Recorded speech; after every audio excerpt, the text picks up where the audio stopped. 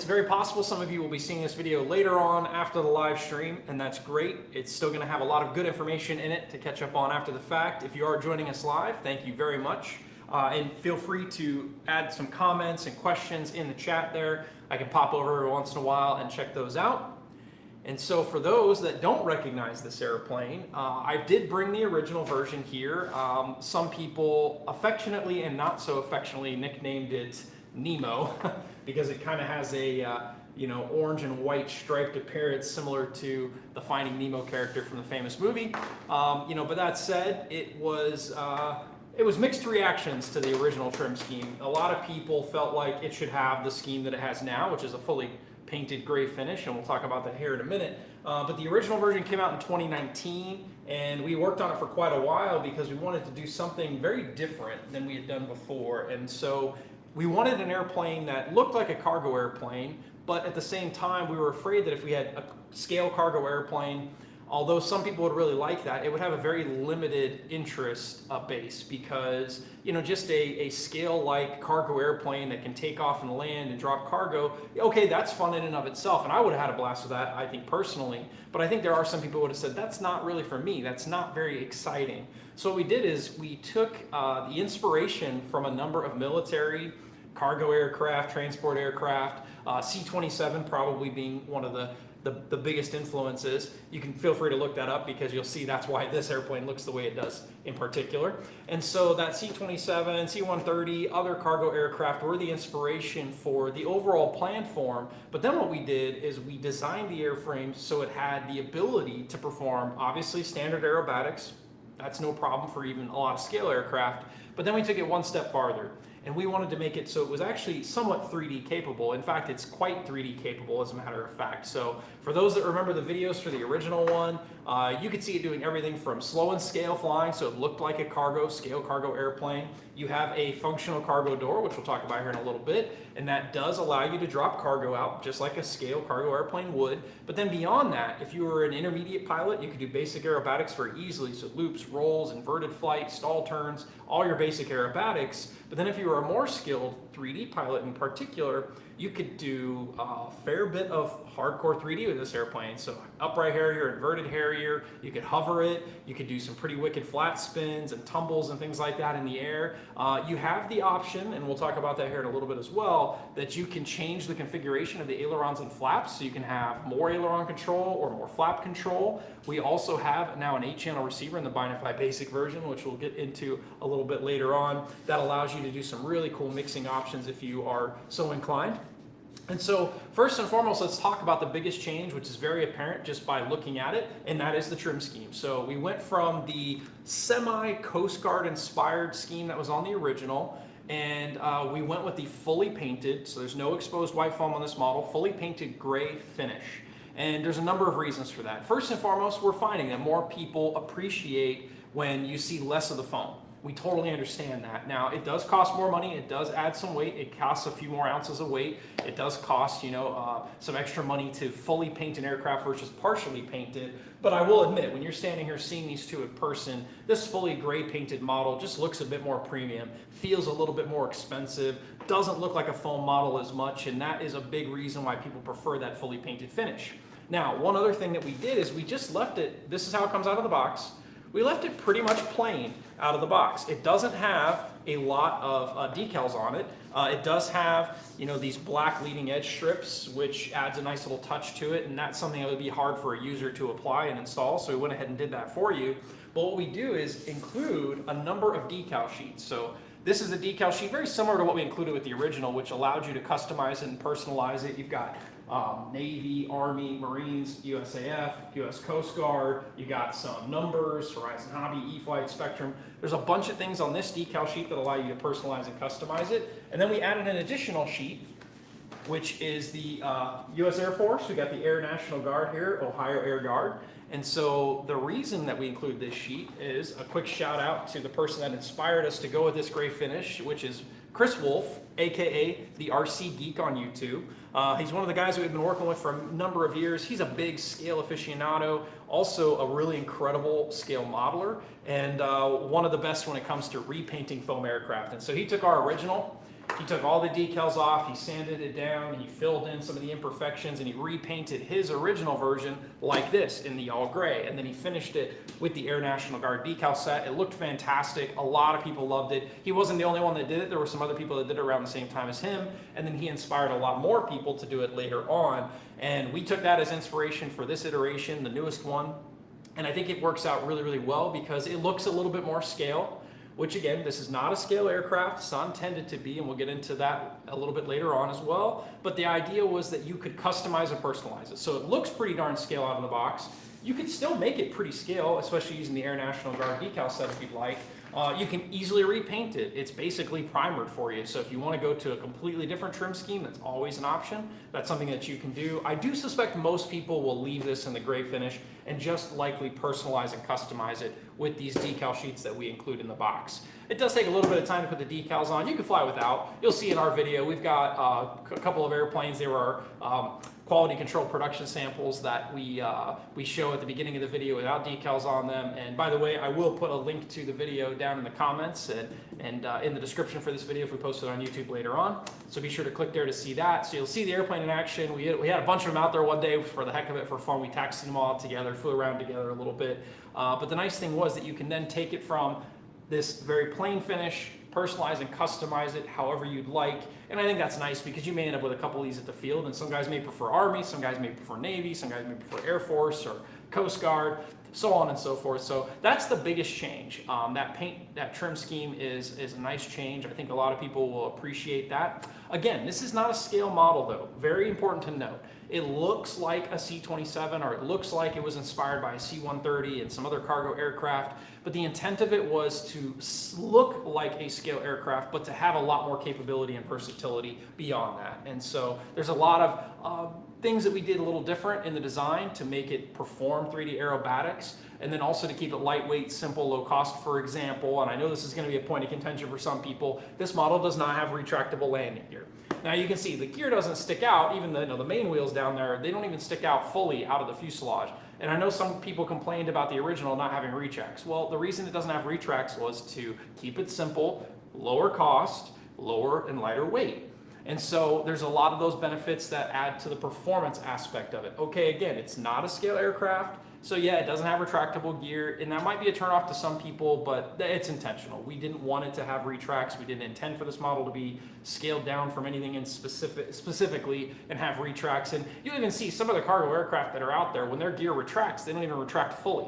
Still part of the wheel sticks out. So, to add another $30, $40 to the price of the model, to, add another half pound of weight, give or take, for the structures to support the retracts and the retract units themselves and the wiring, it just isn't worth it for most people. I think the vast majority of people realize this model was intended to be semi-scale, scale-inspired, but to have really great performance and capability. And of course, we wanted to keep the price as low as possible. So that's one of the reasons it does not have retracts. Yeah, Ryan Ramsey, he pointed out another big change. And so the original version was very well received right out of the gate. People loved the concept. It sold very, very well. But very early on, we discovered that a lot of people struggled with installing the propeller securely. So this was kind of a more traditional, it had a shaft coming out of the motor with what we call the, collet style, clamp on style prop adapter. So if you didn't tighten that down tight enough, especially with these really large and heavy 5-blade propellers, the prop adapter would come off. The entire prop spinner, prop adapter would fly off the airplane. Sometimes it happened right on the ground before you took off, which was good because at least then you didn't crash. Sometimes it happened on takeoff or in the air. And that was unfortunate because a lot of people crashed because of that. And so it was something that you could do successfully. I did a video where I explained and showed how to tighten it, make sure you use the right wrench, the right amount of pressure, you hold the right points to make sure that you have a very secure attachment. Some people sanded the shaft, added Loctite to the shaft. A lot of people were able to get that prop adapter to work, but for this iteration, because we have some additional features and functions now, including differential thrust and the optional use of motor reversing, we had to make sure that the props were even more secure than they were before. So we switched from that pinch style collet adapter to now we bolt the prop adapter onto the rotating part of the motor. So it's a more secure, much easier to mount more securely prop adapter solution. So that prop adapter is bolted to the motor directly.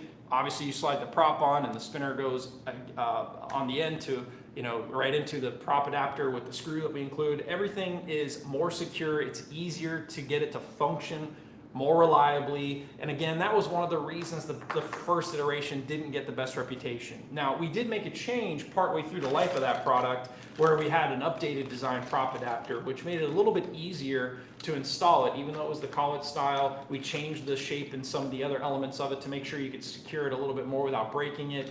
But still, a lot of people struggled, and unfortunately at that point it had a bad reputation for losing props, and some people didn't buy it as a result. So it sold pretty decent, for about 2 years. We did discontinue it with the thought that we would bring it back with at least that change. At a minimum, we wanted to change that. But over the last couple of years, we've made some advancements in our smart technology in particular, and that allows us now to have differential thrust, which is really exciting, and that optional use motor reversing, which adds even more versatility and functionality to this product. So we do have now on the inside a dual 40 amp Spektrum Avian ESC. Show it to you there. So originally the ESCs were mounted in the wing. Now we moved it to the fuselage.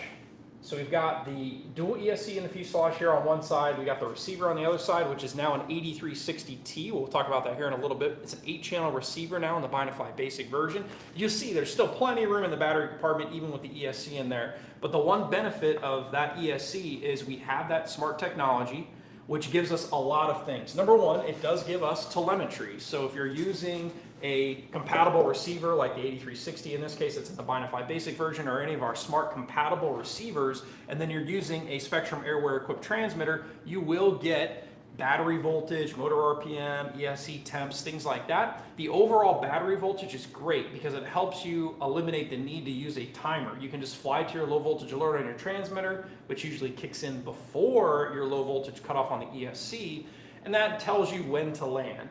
Gives you a little bit of a buffer. And that also, by the way, all that telemetry works with smart and non-smart batteries. So this is a smart Lite ESC, and for those that don't know, a smart Lite ESC does not have a third wire. So full smart ESCs, a non-smart Lite ESC has the third wire, which when you use a smart battery gives you additional data. It gives you individual cell voltages. It gives you the temperature of the battery, how many cycles are on the battery if you use a smart battery. So with a smart Lite ESC, it doesn't matter whether you use smart or a non-smart battery, because you only have the 2 wires, you get all of the same data. Again, overall battery voltage, RPM, current draw, things like that. So that's an important note about the smart Lite ESCs. But again, that gives us telemetry. It gives us the differential thrust. So out of the box, as long as you're using one of our smart receivers, like this 8360 that comes in the Bindify basic version, it's pre-programmed. You've got a little bit of differential thrust. Now you can adjust the amount of differential thrust if you use a programmer to program the ESC directly. Now out of the box, it is set to a little bit of a lower setting just to give you a little bit of action. You can turn that up. You can turn that off altogether if you prefer. But that said, you'll see in our video, it's pretty awesome to have that differential thrust in action, because you can do really cool stall turns with it. You can do even more aggressive flat spins. You can do really tight turns and spins on the ground. If you're using floats, the optional use floats, it helps because it makes the water handling a little bit better when you have that differential thrust. And so that's a really nice touch. Then you also have the option to use the optional use motor reversing. So if you use that, you have to enable it. You can do that through your transmitter, as long as you have an up-to-date transmitter with the right firmware. You can program the reversing, you can turn it on, and then with the reversing active, you can of course back up on the ground, which is cool. If you're on water, you can back up on the water. You can turn it on in the air and do fun stuff. I wouldn't necessarily recommend it, but the benefit is we have the better prop adapters now, more secure mounting, so there's no problem with running the motors in reverse. Real quick, by the way, some people will notice that all of our aircraft now that come with smart ESCs and smart receivers, you can turn on motor reversing on pretty much every aircraft. The catch is we don't recommend it for every aircraft. The number one reason why is because some airplanes still have that collet style, pinch style prop adapter. You do not want to use motor reversing with that type of prop adapter.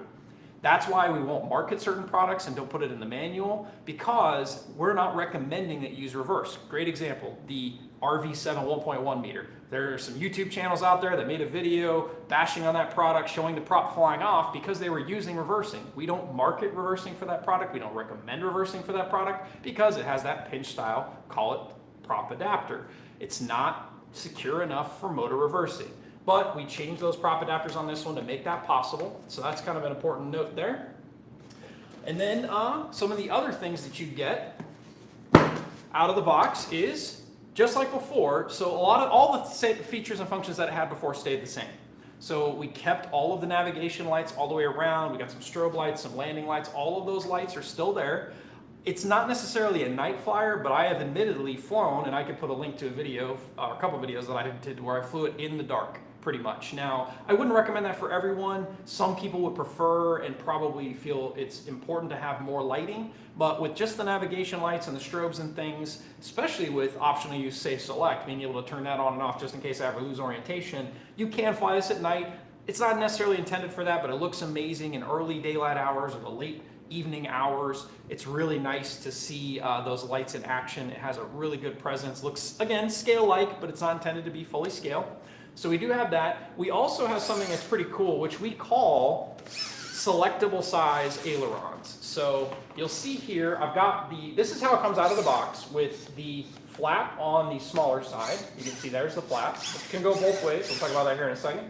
And then you'll see in the aileron here, it's actually two sections. So this middle section, you can join it to the aileron. So you have a larger aileron and a smaller flap. Or you have a plastic piece that comes in the box that you can swap, so this center section is then attached to the flap. So you have a larger flap and a smaller aileron. Now, out of the box, we give you the larger aileron because a lot of people are going to be performing aerobatics and they do prefer that.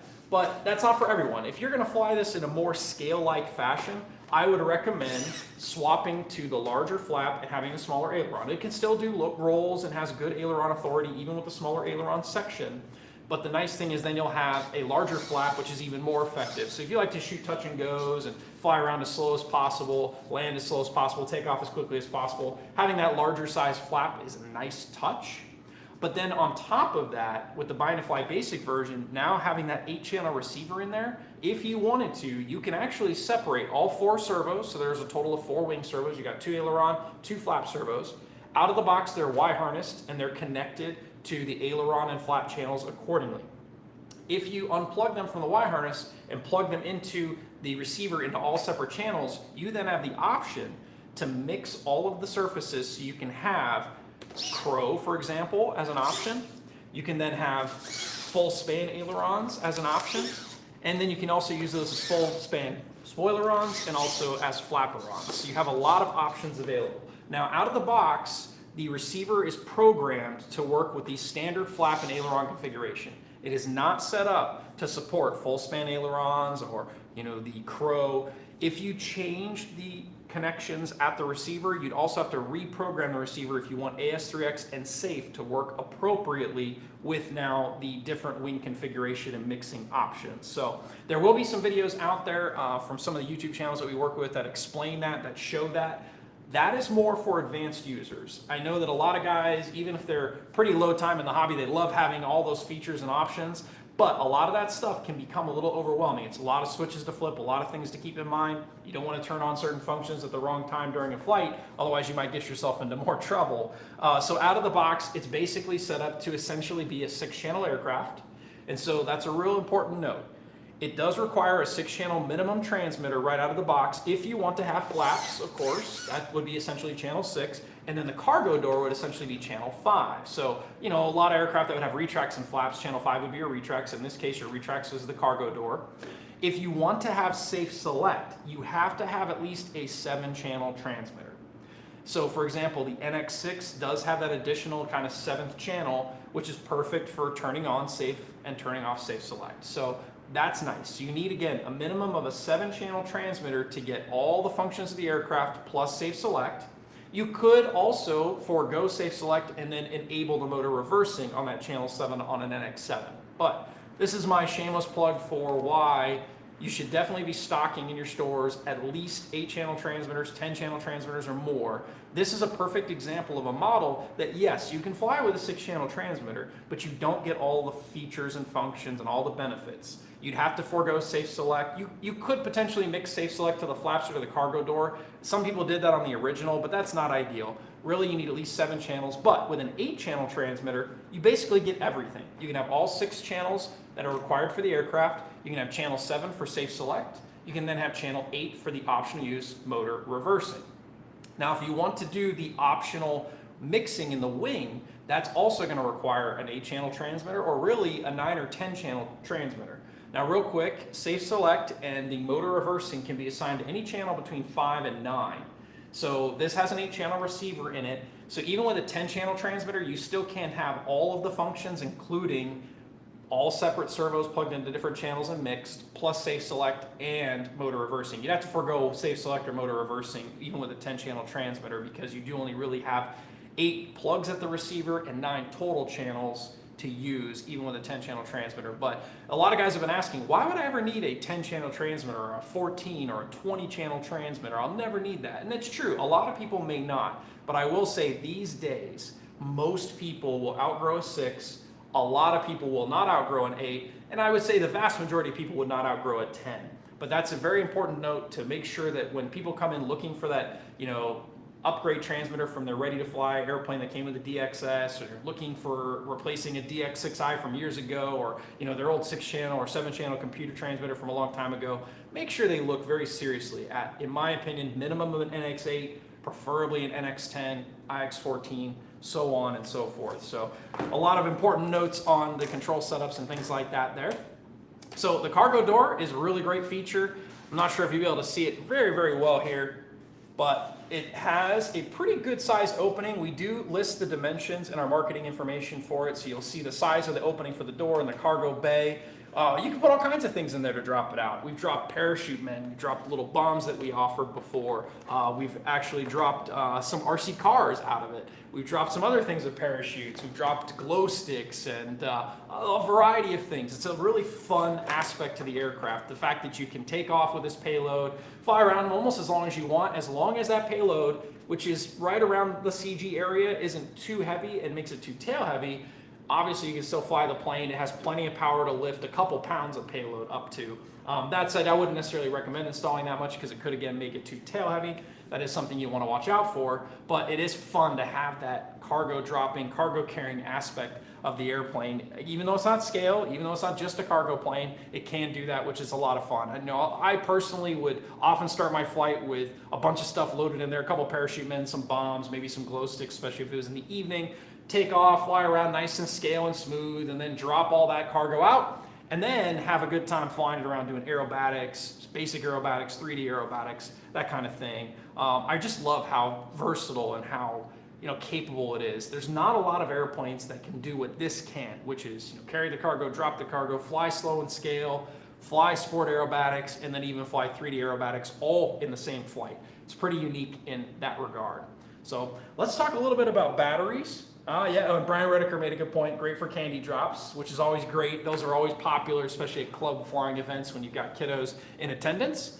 But we'll talk about batteries. I got quite a few different batteries shown here. Now, we officially recommend 3S and 4S batteries from 3200 to 6400 milliamp. Now, that didn't change. The original had the same battery recommendations. It is basically a similar power system, the same 3S and 4S compatibility. With 3S batteries, it's nice and it's good power, plenty of power. It can do basic aerobatics, no problem. You're not going to be hovering on the props or going vertical on 3S, but with 4S, without changing anything, you don't have to change the props, you don't have to change anything. On 4S, you have the power to hover and unlimited vertical performance. Now, personally, my favorite batteries tend to be the 4-cell. That's just what I enjoy flying because I'm a 3D guy. But a lot of people have enjoyed just cruising around on 3-cell batteries. The reason we say from 3200 to 6400 in particular is I brought a couple of 3-cell 3200s or 4-cell 3200s. You could use 2 of them in parallel as 6400 milliamp. We do actually offer a pre-made harness, and I'll put some of the item numbers and links to these different adapters and some of the different batteries in the comments or in the description down below. And so this pre-made parallel harness we'll take these two 3-cell 3200s and put them into parallel, so it's a 3-cell 6400 milliamp battery. Or something else that a lot of people who don't have larger, higher capacity batteries have done in the past with the original version is they took their just 2200s. Here's a couple of 4-cell 2200s. I can run these in parallel, and now I have a 4-cell 4400 milliamp battery, which actually is almost perfect. It's almost my favorite setup. Is 4S 4000 to 5000 milliamp is what I enjoy flying in this model. It's got good CG for even performing 3D aerobatics if I've got the battery farther back, and I've got very good power, and I have very good flight time as well. So two 2200 3-cell or 4-cell in parallels 44 is a great option as well. And then, of course, if you have the batteries or you're looking for a battery, some of the better options would be, for example, a 4-cell 3200 is great. This is good if you want to perform mostly 3D flying, gets the CG a little bit farther back. A 4000 is kind of the sweet spot, I think, for most people. 4-cell 4000 in particular is our officially recommended battery for this because that gives the best combination of CG and weight, flight time, power, so on and so forth. A lot of good stuff for that. In the past, I had also used a 4-cell 5000 pretty often in the original version. Now, the original version came with an EC-5 connector. And we did that because at the time we thought most people want to fly these bigger batteries, but we noticed that the vast majority of people were actually flying it with 4-cell 3200s and 4000s or even 3-cell. And so for that reason, we switched to, on this newest iteration, the ESC actually comes with an IC3 connector. So you'll see here, again, IC3 connector, which I was showing you earlier. So if you are going to use a battery like that 4-cell 5000 that has an IC5 connector, or let's use a bigger battery that has a, an EC5 connector, you would have to use an adapter. And so there are some different adapters out there. It isn't like I grabbed my correct one, unfortunately. But there's a lot of different adapters out there. This is the wrong direction, but essentially you can have an adapter that goes from the IC3 here to an equivalent IC5 or IC3. We do also sell, and this is really important. Oh, I take that back. I did have the right one. Here it is. So you can see here, you can plug in this EC3 connector, and now I've got an EC5, which works fine. If you have the IC version of this, that also will work if you've got a battery that has a 5 connector instead of a 3. And then a lot of guys out there also have XT connectors. And so if you have XT connectors, you can buy an appropriate adapter to be able to run XT equipped batteries as well. We offer all these adapters, and I've mentioned this before. I strongly recommend adapters that have a little bit of wire in them, not the ones that are soldered directly together. My dad has had one of these XT to EC adapters where it's soldered together directly, and they have a very poor, very minimal solder connection, and it broke in the airplane and he crashed. So you got to watch out for that. These wired ones with short amounts of wire are great for this. You're not gonna have to worry about the solder joints breaking, and there's a little bit of flexibility. Yeah, it's a little bit more resistance, but trust me, you can't tell the difference. And then these ones are far, far more reliable. So again, I'll put some links to all that in the chat and in the description, and you can see that battery compartment is quite large. So there's plenty of room in there to fit up to that 4-cell 5000, 4-cell 3200s in parallel, 6400, easily all day long. The two 4-cell 2200s, you can see that they would fit in there with plenty of room to spare. So that's really nice that you've got all of that available to you as options for batteries. And then something else that it's not as important these days as it was when we first came out with the original version, but we still kept the option to remove this little top piece here. You can put a little FPV camera up here, which is kind of cool if you still fly FPV. That is an option as well. You can also leave this out if you want to get a little extra cooling air into the ESC, especially if you're flying with 4S batteries on a hot day. I do recommend leaving this little guy off. We painted this black so you can't see it, and now there's an air hole. And so there's some additional airways that we've added, and in fact we added some exhaust vents near the cargo bay to help get more air through. Because the ESC is in the fuselage and not in the wing now, we had to get some more airflow into there. So if you fly 4S batteries, hot day, fly aggressively, I'd recommend just leaving that off. Then if you want, you can also pop off the nose cone and you can install, say, a GoPro, the old school kind of hero cameras, or some of the other action cameras. There's a bunch of space in here where you can fit one of those cameras in. And years ago we used to fly with a GoPro here recording. We had an FPV camera up here flying an FPV. You've got a lot of options. It's not as common today for people to use FPV or even to put cameras on their models, but it's cool that this airplane still has those options available to you. All right, let's see if we have any other comments and questions. Yeah, so Ryan loved it with the 3200 4S right up against the steering servo. Still got about 6 minutes. I agree, that 4S 3200, which a lot of people already have, is a really nice setup. And if you want to fly more scale-like for a long time, use two of those in parallel. A 6400 is an option. Yeah, and he flew with the 5000 4S hard packs, which I know a lot of guys that are into cars, RC cars, will have those 4S hard packs. And you know, those hard packs, they don't weigh a lot more than the soft packs. So, you know, there's no problem to have a battery like that in a model like this. So that is certainly an option. Anthony had a good question. Can it be fixed like new? So I'm not sure if you mean, can you use the new parts on the old plane? Maybe that's what you mean. And so the answer is yes and no. Some of the parts did change. Now, for example, vertical fin, horizontal tail, that didn't change. You know, the hatch is basically the same. They're all painted a different color now. And unfortunately, and this is the case for a lot of factories, by the way, if we stop ordering an airplane, a lot of times they won't make parts for us separately anymore. So when we know a plane's going away, we order more parts, but those parts can only last for so long. So some of the parts for the original version are discontinued, for example, the wings, the tails, the fuselage. And you can put some of the new parts on the old airplane. So one of the changes that we did make, though, is we did, to stiffen it overall, to make it a little bit better when it comes to 3D flight performance, we did go to a larger diameter joiner rod. So the fuselage was modified, the wings were modified to fit that larger diameter rod. So unfortunately, the fuselage and wings are not interchangeable with the original. Granted, you could still swap the tails. It would look a little funny to have gray ones on the, you know, old orange and white version, but it can be done. By the way, the propellers are the same. They did not change, but like we talked about, the prop adapters and then the spinner attachment, the motor mount, the motors themselves, those things did change. So those are not interchangeable as well. Generally speaking, you're probably better off, instead of repairing an old one to fix it like it's new, you're better off probably just buying the new aircraft. There are a lot of other additional benefits that you get, the smart technology, some of the other things. Of course, the fully painted finish, which some people are going to prefer. So I would still recommend, if you got an old one, you can repair it, certainly. I've seen a lot of guys crash these and repair them. I actually crashed one pretty bad and repaired it pretty good. This is another one of mine. By the way, I love this airplane. I was a big fan of the original. I was able to secure the props so they never came off. I never had a prop come off of any of the airplanes that I flew, that I put together, and I flew the heck out of it. And so I'm excited to have this new iteration of it. But yeah, again, a lot of guys that have crashed these over the years have had to repair them as opposed to replace the parts. And that's very doable because it's EPO foam, so it glues together nicely. You can even clean it up pretty nicely, especially if you repaint it over any of your repairs. So that's always an option as well. See if we've got any other questions or comments in the chat. All right. So we'll talk about the last couple details. First and foremost, the day that you're seeing this is the day before we announce it publicly. And so some of you may see this video later on YouTube. That's great too. But this was streamed live the day before announcement for our sales staff and for some of our stores. And this will be available in roughly 2 weeks. So right around the middle of June 2023, these will start shipping in the United States. And then they'll be available rest of the world, you know, a couple weeks, a couple months after that, depending on the country that you're in.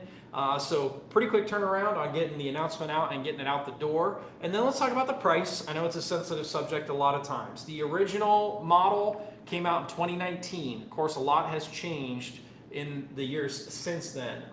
The original version, Buy and Fly Basic, was $399.99, so $400. The new iteration, Buy and Fly Basic version, is $449.99. So yes, it's $50 more. Why is that? Well, first and foremost, as we know, everything's gotten more expensive the last few years. Labor's gone up, cost of components and materials has all gone up, so that impacts it a little bit. The fully painted finish does add to the cost, as does the 8360T receiver versus the 636 that the original version had, which is a great receiver, but this 8360 is a vastly superior receiver in a lot of ways. You get the telemetry, you have the smart capability with the smart ESC to have differential thrust and the optional use motor reversing, so that also costs a little bit more money. Now the good news is shipping costs have come down over the last year. And so this was originally going to be $30 more. So it was actually going to be almost $500, but we were able to lower it $30 because the shipping costs have come down. So again, $449, $450 for the Buy and Fly Basic version, $30 less for the plug and play version. for those that will prefer to use their own receiver, just keep in mind, if you don't use a Spektrum Smart compatible receiver, you will not get the optional use motor reversing, and you will not get the built-in differential thrust. You have to be using a Spektrum Smart capable receiver that has the serial data option in order to take advantage of that. So you could, if you wanted to use a different brand receiver, different brand transmitter, and get differential thrust, you would actually have to replace the dual ESC with 2 separate ones. That's just an option, but I think the majority of people out there will fly this with Spektrum, of course, or Spektrum compatible transmitter to get all those features and functions. But yeah, there's a whole lot to this airplane. It's like a Swiss Army knife of things. And the last couple things to talk about, it does still include skis. We don't have any footage in our video this time around of the skis because we fortunately got to shoot this in the summertime, but we changed them to gray molded. They're still the same. They clip over the wheels, so you've got a steerable one on the front, and then you've got these on the mains, and it works really, really well in snow. And I wasn't able to get a set out of stock, but it does accept the optional floats, which are sold separately. Now, you have to buy the float set, which comes with hardware. The airplane comes with some of the hardware to mount the floats, and then you also have to buy, there's a separate set of hardware for mounting those floats to this airplane. You have to have this additional hardware pack, which has some cross rods. It has a push rod for the water rudder. And so you have to buy the float set and the optional hardware set to install the floats on the EC-1500. The floats do come white with some black graphics on them. We changed them. It used to be red and black and gray. Now they're just black stickers. That looks a little better on this model, but admittedly the white floats on this gray model, it doesn't look amazing. So I could put a picture in the comments in the chat to show something that one of our influencers did. He actually painted those white floats gray to match, and they look fantastic. He even put some of the stickers on them that comes with these sticker sheets, and it just looks really good, matches it very nicely. And admittedly, this is probably not the best looking airplane on floats. It looks a little odd on the floats, but it works really, really well on the floats. I've flown the original version quite a bit off the water, and it's pretty fun, dipping the tail in the water. If you're skilled enough, you have to be very careful. You don't want to dip it too far, of course. You don't want to end up in the water. But it does perform pretty darn good on the floats. And so that's an option. And even with the stock landing gear, which you can see is pretty small tires, pretty low profile, pretty low to the ground, it still can take off and land on a lot of grass surfaces, some dirt surfaces, and of course paved surfaces. And a real quick side note, we tried to get the wheels to be less noisy. It's just a combination of the wheel hub on the axle. We got that tightened up a little bit tolerance-wise, so it's not as noisy, but this big fuselage, which it's really hard to see and appreciate in the video here, but it's a very, very large fuselage. And so that fuselage almost acts like a drum when you've got the wheels on certain surfaces. So yeah, they can still be a little noisy. Some people add some graphite or some oil to the axles to make sure that it's not as noisy or to minimize the noise a little bit, so that's always an option. And then a real quick point, it is a 1.5 meter span model, but that doesn't really tell the whole size story. You guys can see, I held it up there. This is a very large aircraft overall. Yes, it's only a 1.5 meter wingspan, but it's got pretty good chord on the wing, a very large diameter fuselage, very large control surfaces, and tail surfaces. It's a big aircraft. It is not, the scale of a Cirrus 1.5 meter, which is, yes, less expensive because it's a much smaller model, even though the wingspan is the same. Wingspan does not always tell the story of the size of the model. So that's important to note. And the last thing I'll talk about is skill levels. This obviously is not a trainer aircraft. If you've never flown an RC aircraft before, if your customer comes in, they've never flown RC before, do not sell them this as their first airplane, no matter how cool it is, how exciting it sounds, even with Safe Select. Optioning Safe Select in a model like this is not intended to teach you to fly. It's not intended to be a crutch. It can be used as a tool to help you if you're a lower skilled pilot, if you're flying in crosswinds, if you lose orientation. Even as an experienced pilot, I've used Safe to help get me out of some hard to see predicament situations. That is one of the tangible benefits of Safe, but again, it's not intended for beginners. So the Bind and Fly basic version we say is skill level 2. And then the plug and play version we say is skill level 3, because you obviously have to have the additional skills to install a receiver, plug it in accordingly.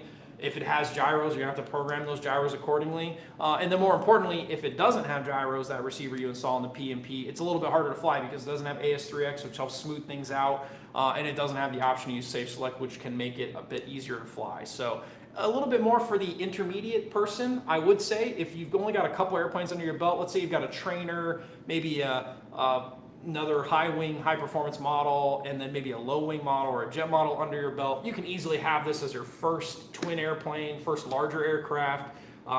If you're a skilled 3D pilot, this is a great airplane. If you haven't flown a lot of 3D, it's probably not the easiest to 3D airplane. It is not an extra 300. It is not a flat profile 3D foamy like an Erratix is, which is very easy to perform 3D with. It takes a little more skill to perform 3D with this, but it can do it, especially if you've already flown other high performance 3D aircraft. But generally speaking, if you have just intermediate skill level, you can enjoy it. It's a pretty darn easy to take off and land airplane. It has very good mild manners, especially at lower throttle settings with low rates on the controls. But if you crank the throws up, crank the power up, it's very, very capable. So even a very experienced pilot like myself and some of the other guys here that have been flying for 30, 40, 50 years, we have a blast with this thing. You just can't, you can do everything. It can do the slow and scale like, the sport aerobatics, drop cargo, 3D aerobatics. You can fly it off of snow with the skis. You can fly it off of the water with the floats. Again, Swiss Army knife of airplanes. They can do pretty much anything and everything for almost everyone that's out there. So let's see if we've got any other questions here before we wrap things up. All right, I think that covers pretty much everything. I'm really excited to have this one back in the lineup, and just so you guys know, we've had a lot of requests over the last year in particular to bring this back. People were coming across videos from the original. Some guys picked these up used and found out just how great they were, how much fun it was, how unique it was, how versatile it was.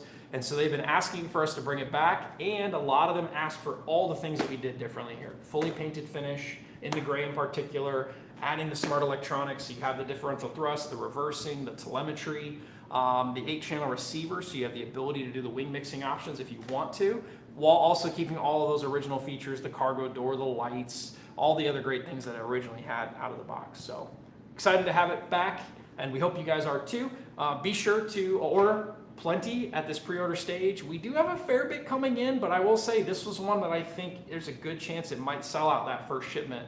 And so if you want to get one when we first release it, make sure to pre-order right away as soon as you see this, as many as you need for your store, for your best customers, and for anybody else who might be excited by a unique aircraft like this. And yeah, it'll be a fun summer having this thing back in the lineup. We'll be having a blast with these out at RC Fest coming up next week for those that might be attending, or we'll be watching some of our online coverage of it. Hopefully I'll have a couple of these up in the air, maybe even dropping some things out simultaneously. That could be pretty fun. Alrighty, thank you guys for watching.